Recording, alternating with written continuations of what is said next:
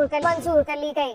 Chief justice की सरबराही में 3 रुकनी bench ने ये समाअत की है। सुप्रीम कोर्ट में बानी पीटीआई की जमानत मंजूर कर ली गई है, जबकि चीफ जस्टिस की सरबराही में 3 रुकनी बेंच ने समाअत की। सुप्रीम कोर्ट ने बानी पीटीआई की जमानत 8 मुकदमात में मंजूर की है। सुप्रीम कोर्ट में बानी पीटीआई की जमानत मंजूर कर ली गई। चीफ जस्टिस की सरबराही में 3 रुकनी बेंच ने ये समाअत की है, जबकि सुप्रीम कोर्ट ने बानी पीटीआई की जमानत 8 मुकदमात में मंजूर कर ली। सुप्रीम कोर्ट में बानी पीटीआई की जमानत मंजूर की गई है। चीफ जस्टिस की सरबराही में 3 रुकनी बेंच ने समाअत की है।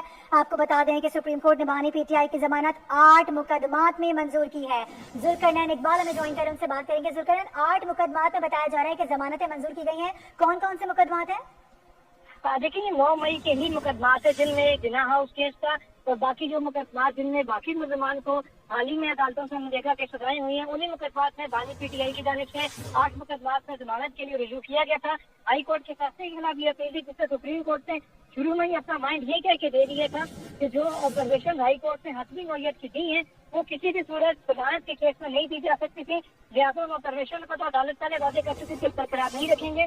प्रोसिक्यूटर जो है पंजाब हुकूमत के सलाहकार नकवी, जो कल पेश नहीं हो सकते थे, आज तो पेश हुए और उनकी जाने से कहा गया कि जो ऑब्जर्वेशन है वो टेंटेटिव नेचर की है, उनके ट्रायल के ऊपर एक तवज्जो फर्क नहीं पड़ेगा। दूसरा, उन्होंने कहा कि इजाज चौधरी और दीगर को जो साजिश के इल्जाम के ऊपर बेल हुई थी उनके और इनके केस में फर्क है। यहाँ उन्होंने एक बात तस्लीम की कि इजाज चौधरी के खिलाफ जो शवाहिद है वो नाकाफी थे।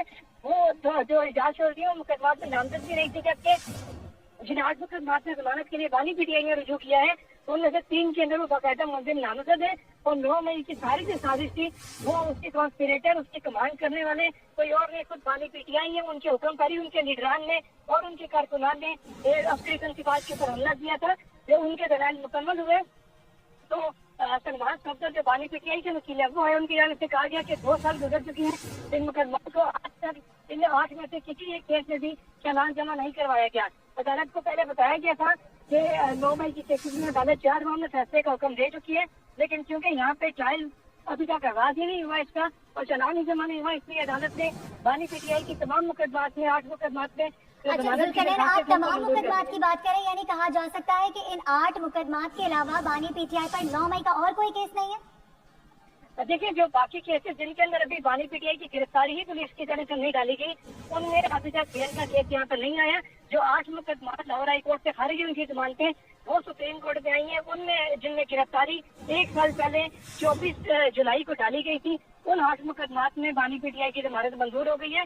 बाकी जिस केस में उनकी गिरफ्तारी डलेगी वो फिर ट्रायल कोर्ट सुप्रीम कोर्ट तक दोबारा ये प्रोसेस जमानत का उनको करना पड़ेगा। ठीक है, जुल्करनैन आपसे ये भी जानना चाहेंगे, क्योंकि जब हमने देखा इस तरह के जो मुकदमात होते हैं उनकी सुनवाई के दौरान अलीमा खानम और उनकी दीगर बहनें भी वहाँ पर मौजूद होती हैं जो हमें शरद अमल दे रही होती हैं, उनकी जानिब से कहा गया था ये जो 8 मुकदमात में काफी ज्यादा वो कॉन्फिडेंट थे कि इसमें उनको बरियत मिल जाएगी या फिर ये है कि इनके ऊपर से जमानतें मंजूर कर ली जाएंगी। कोई ऐसा मौके सामने आ सका है? देखिए, अलीमा खान, उस्मा खान और जो नौरीन नियाजी है, ये तीनों अदालत में बिल्कुल फ्रंट रो में मौजूद थी। रोशन